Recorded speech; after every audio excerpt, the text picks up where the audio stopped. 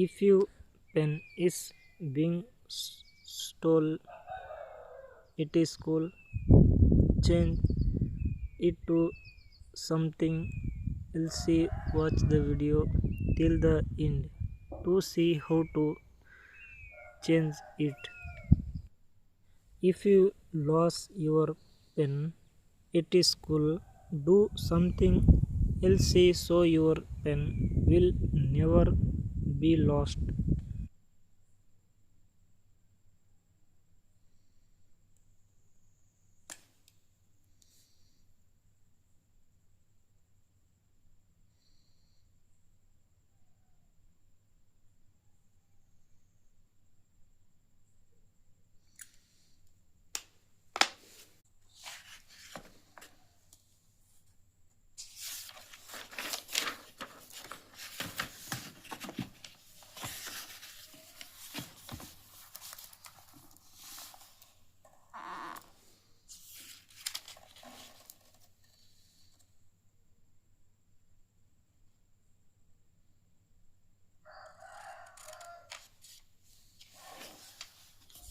Follow the steps I show in the video and watch this video till the end.